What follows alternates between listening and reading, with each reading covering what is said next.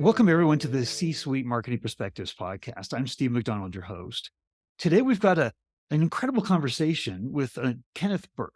Now, Kenneth, you're the VP of Marketing at TexRequest.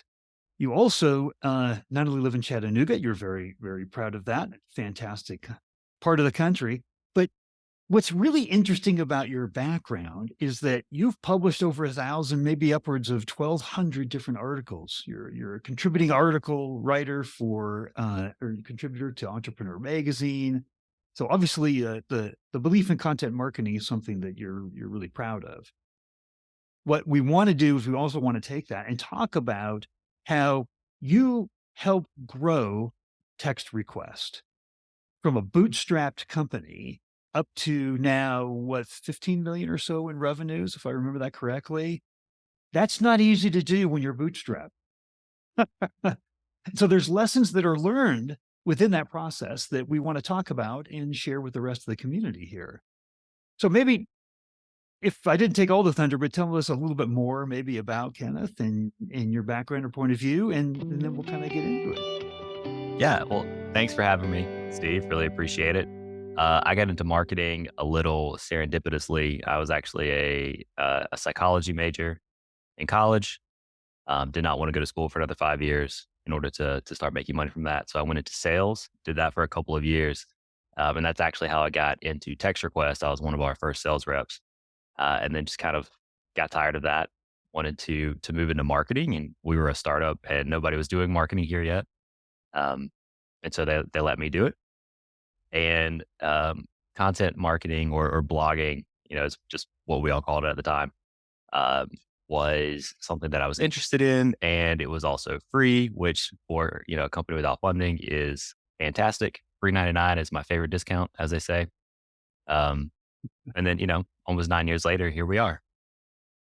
Well, to underscore a point, it was really interesting is, you know, free, 99. The idea of content marketing, right, is so important because it positions the company as a thought leader. It positions the company as an expert in the field. It sets you up as a trusted advisor because nobody wants to be sold to; they want to be advised. So you have to have content, and there's thought leadership content, there's product marketing content, there's content for customer success. There's all kinds of content, but you've kind of made a career out of that, right? And somebody that has published so much. Tell us a little bit about the early days at, TextRequest and this bootstrapped, and you're the only marketing guy. There wasn't a marketing guy before you, but you've got this sales perspective, right? So there has to be stuff in a bootstrap company that helps in the near term, right? As well as grows the brand over the long term. Tell us how you thought about that and what you actually did. Yeah. So how we thought about it, I wouldn't necessarily recommend, but I'll go through it and share some learnings. So we're a text messaging software, and we work with businesses of all sizes, but particularly in the early days, we were working or targeting small businesses. So think about your local HVAC repair person or your cleaning service. These were companies that just needed a little to text a little bit back and forth to schedule times, follow leads, close deals, ask for reviews, things like that. And so that's where we started. Um, and we also started with a very sales led or in a very sales led organization. And I came over from the sales side to begin with. We were cold calling and cold emailing, and that was how we were getting our first customers largely. And so our first pieces of content were largely, poorly veiled sales pitches. It would be 3 reasons why your business needs to be texting, or here's why nobody answers phone calls anymore. Which the meat of those are true, but there was nobody searching for that kind of content. In fact, there was nobody really searching for business text messaging um, questions at all. And so a lot of our thought leadership was motivated by this need to educate the market, to say, hey, everybody, we know this is new. Here's why it's worth paying attention to. Here's how it works. And oh, by the way, we can help you out. And so, content marketing in general is a long term play. You typically want to give it 6 months before you really start to see any traction. And that was about what we saw as well. But along the way, we could use those pieces of content as sales enablement tools. So we were cold calling people, we were emailing them. We could include a link in those emails, let's say, or tell people, hey, we'll follow up with some resources to share with you. And even though it was on our own website, having something, I guess, in print, so to speak, validated our viewpoint, our position, and started to help us move customers along the sales cycle. So that was kind of how we started. And over time, things grew and it became more of an inbound funnel for us. So what I love that you just did and eloquently laid out there is that there's this perspective that content, and especially thought leadership content, where you're educating, your audience, is long term, right? It's brand building. There's not a direct line, not even a dotted line till far in the future towards sales, which is just a wrong perspective, right? Because in any ABM process, you have so many different touch points. You can't just sell, sell, sell, sell, sell, right? You have to advise, you have to help, you have to provide value. And you just said in there, like, yeah, we started to see probably like SEO benefits and different things like that, coming out 6 months from now. But immediately you started using those and you call it a validation point, right? So it not only validated that you should be trusted and respected, you had something to say that was interesting enough for them to listen to and hear and educate them. But at the same time, it validated the very, offering that you were providing to the marketplace.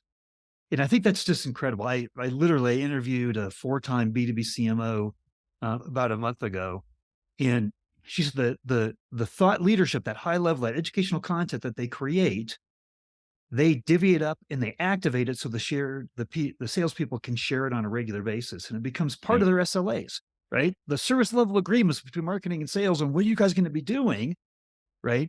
In order for us, and then we're going to be creating all those materials for you. It wasn't about selling; it was about adding value. And how much did it cost for you to write those articles? Whatever I was being paid at the time, Right, you right. know, and that's the big trade off with most bootstrap marketing, or you're looking at free marketing. It's that trade off between time and money. So if you don't have money to spend on advertising or on hiring more people, even but speeding up that sales cycle, that buyer's journey, it's just going to take more time, and it may take more time, say in a calendar month for things to build. It's definitely going to take more hours working on something. And then from there, you just want to you want to be sure that you are putting time into things that are going to compound naturally. And I think, even people who are funded find a lot of value in that. If you can, build up a bank of content, build up your reputation, your brand, an email or text subscriber list, or for instance, you have something that's getting stronger over time that doesn't just disappear as soon as you stop funding it. That's that compound effect you're just talking about, right? Hmm.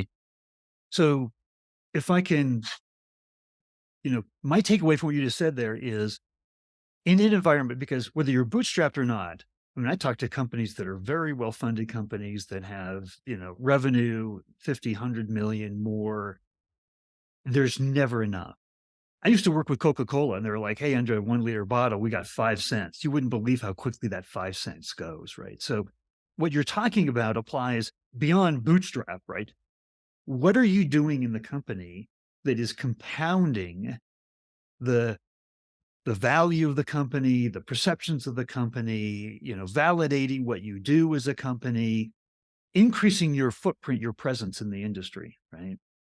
And so I'm curious, why do you put so much time and effort into content?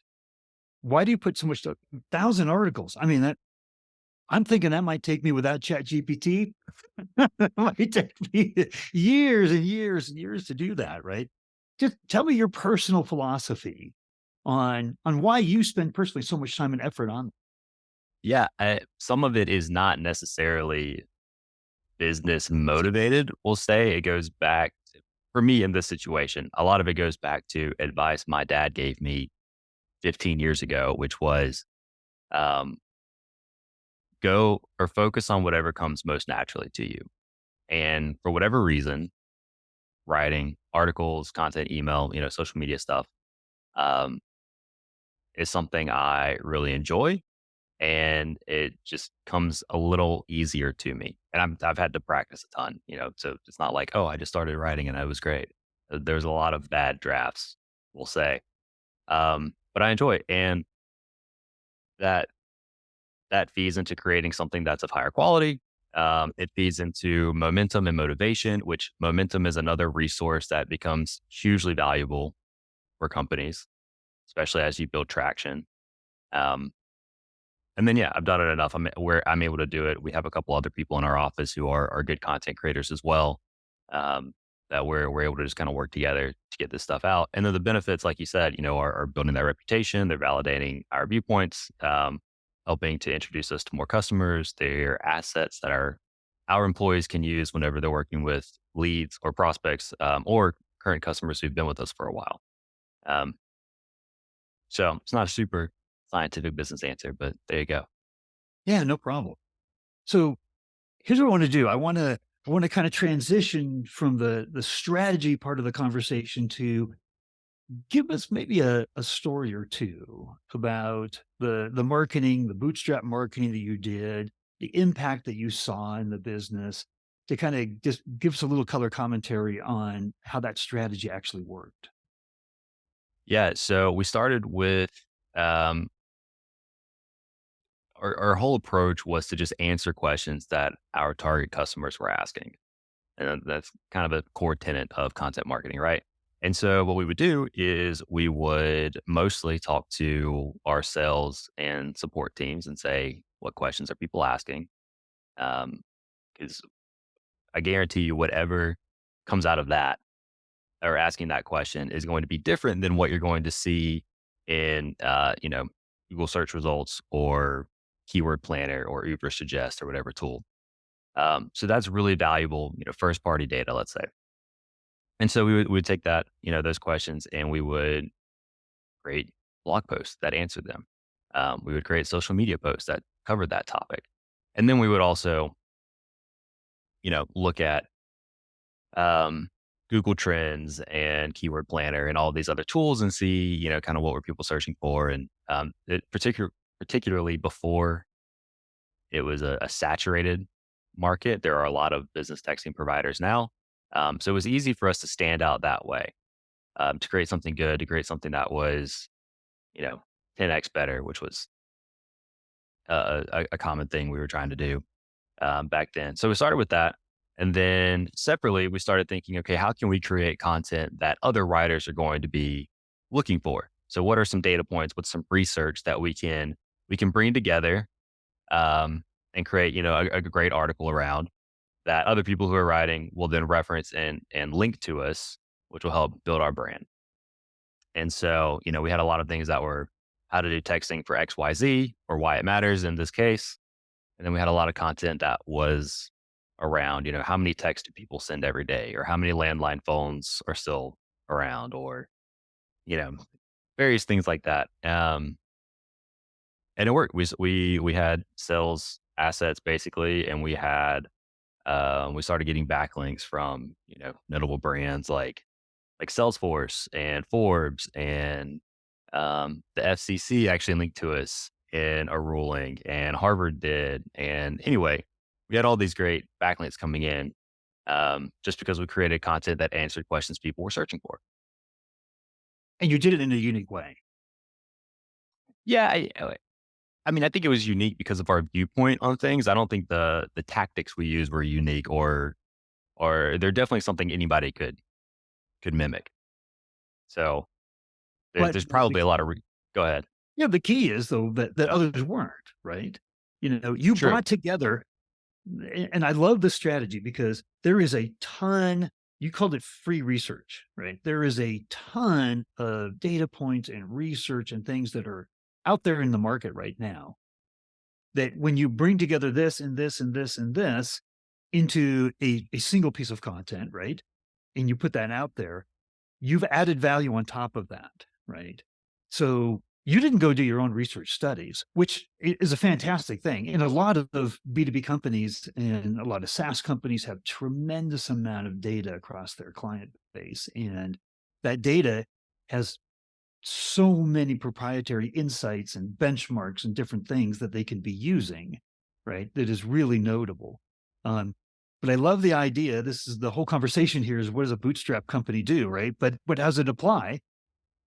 Taking research and data points in, other point of views, but bringing it all together. I mean, that's phenomenal. You got Harvard and the SEC and, others are pointing to your content. That's phenomenal when done well. What's your point of view on content done well, right? So we've talked about content. We've talked about how it's free. And, it takes your time, so it's not free. But it doesn't. Marketing is a cost center. There's the way a lot of CFOs look at it, right? There's things that you can be doing that don't cost a lot of money. But what's just your point of view on good content? I'm interested in that. You're obviously an expert at it. To start with, how you have to define good.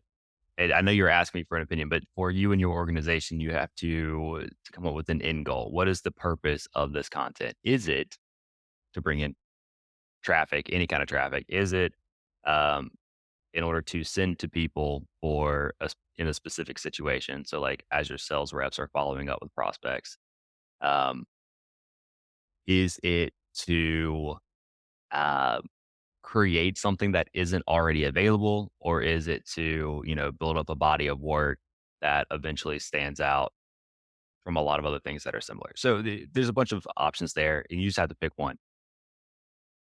And in our case, it was to bring in qualified traffic.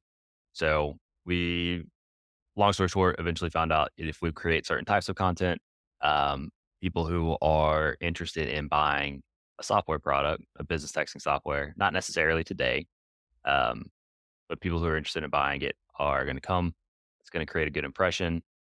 They will share it with their team as they're making a decision, and then our job is to help them make that buying decision. So how can we use the content to help them make a buying decision? That's our goal. Um, and then our viewpoint on how do you create good content to help them do that is really thinking through their perspective of what are all the questions that they're asking while they're trying to figure out this decision. And the decision is either work with TextRequest, it's work with a competitor, or it's do nothing at all. Right? Those are kind of your three options. And so we particularly focused on why use TextRequest and why you definitely need to do something now. The competitor stuff we kind of didn't fool with too much. And then yeah, so it's figuring out your customer. You have to talk to your customers a lot, really understand their position, and if you service different markets, as we started to do, you have to be able to answer the different questions that those different markets have. For instance, some people really care a lot about security, so you highlight that. Some people don't care about security. It's just how easy is this to do? What can I automate? And so you tailor that. So once you figure out your goal, you can start to address that. Then you just have to make it engaging and interactive. And there's a lot of tips to make content a little easier to read. We typically say in some way, shape, or form, you want the headers for the people who are skimming, and you want the paragraphs for the people who are reading. And basically, most people aren't going to sit down and plan to read 800 words or 2,500 words, and I'm a big believer that long content sells. The data is out there. Long content sells. But you can't expect somebody to read every word from the get go. What you need to do is to draw them in, and you can use headers, and then you can use visuals and multimedia content to do that. So be dynamic about it. And for anybody who's wondering how to do that well, Ann Handley, has a great book called Everybody Writes that details a lot of it. So I will stop rambling for now, and you can steer me a little bit better. No, that was great. That was fantastic. I mean, what I'm wondering is because you're talking about importance of content, you're talking about how to create good content, and you're talking about the goals for the content. That naturally leads to, well, how do you judge the performance of your content? right? What are the indicators that you're looking for? Because you could think you've created the best content in the world, right? And we all get to be really pretty good judges of that, but we ultimately don't know because our audience is really the judge of the content. So what do you look for in terms of evaluating your content? Yeah, and it's a tough question, and you can apply this not just to content, but just about any facet of marketing. Um, Short answer is you need to look at both qualitative and quantitative data. So quantitative being, your Google Analytics or whatever tool you're using to show you time on page. That was a big one for us. How long are people spending on these pages? And so, uh, in our case, that tells you, is the content enjoyable? Like, is it giving people what they're looking for? Usually. And so, our depending on the post, our time on page would be 4 to 6 minutes on average, which we saw is that's really good. So, then you want to look at how many people are actually coming. So you can look into, say, Google Search Console and see where you rank on various keywords, what the click through rate is, and you can play with that to try to improve. Excuse me. You can use that data to then play with your title and meta description to try to improve your click through rate. And then you need to know two things. Also, you need to know, is it the right people coming, and that can be tough. Um, so then you need some sort of lead capture. And I don't mean like download this report, but I mean, you need something like maybe a live chat widget that also tracks the source URL, or UTM code if you're advertising. But that tracks the URL so you can see, okay, here a conversation started from this page. You probably also want some embeds, content embeds like contact us for whatever, um, or for questions, or maybe it's a demo request form, let's say. And then you want to dig into the user journey. So can you see, people who, in our case, scheduled a demo or purchase, did they view other pages of the website beforehand? And also, tracking's got a little more advanced. So, did they just have one session before they took an action? Did they come back multiple times? There's a bunch of stuff in there that you can get into the weeds on.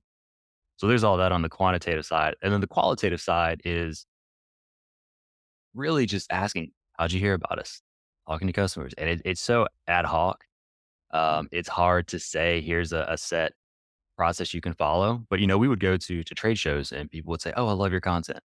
Or, we've had customers tell us they save our newsletters or whenever they have their strategic planning meetings coming up. Things like that tell you a lot. It's hard to set in stone. Hey, here's how we're going to measure it. It's based on how many people tell us our content's great. But it's a signal. One of the things you just said, and so much was important in there, right? And I want to underscore that there's so much there, but there was one thing that you just said at the end that I want to kind of talk about: newsletters, right? I mean, email marketing is pennies on the dollar, right? And So cheap.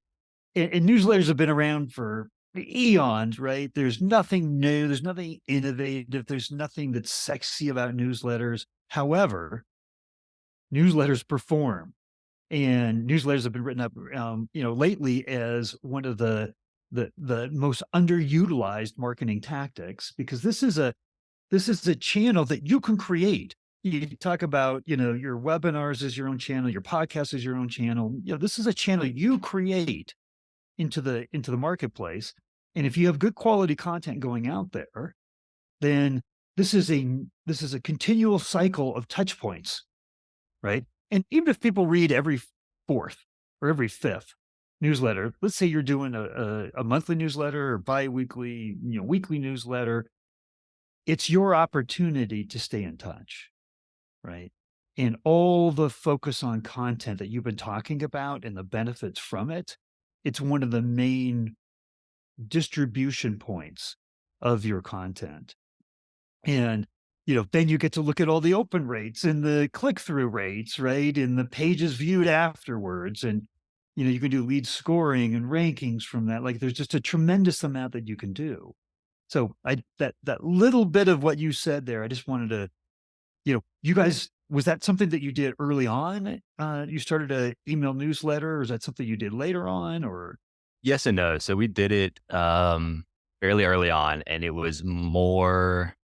It was kind of a combo of a typical newsletter. Here's what's new. Here's a pitch somewhere in there, and maybe what events we're going to. Um, and then it morphed into a little bit more educational, and we grew up to, I forget the number, but I remember we had at least 13,000 subscribers at one point, and so like it was a good. I don't know. It was a good enough newsletter. It was well performing. We had high open rates, all that jazz. It was a good distribution channel for our content, like you were saying. And then but we weren't getting many sales from it, let's say. And so you always want to tie, marketing back to revenue. And went through this big evolution, changed a bunch of things, kind of stopped it for a while. We just had lead nurture campaigns, and I wouldn't, in our case, not a big fan of that. They just didn't convert like you would want them to.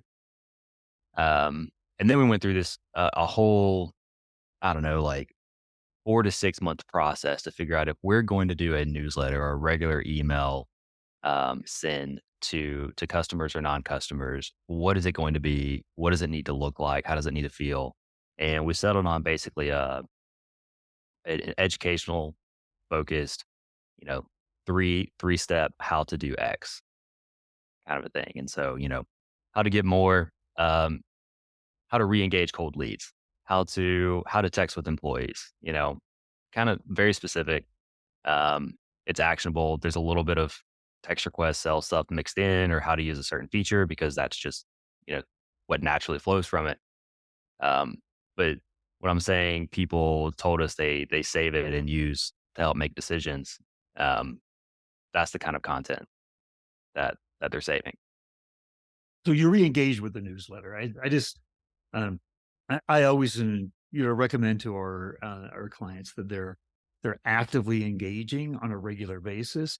That's a newsletter is a lead nurturing process, right?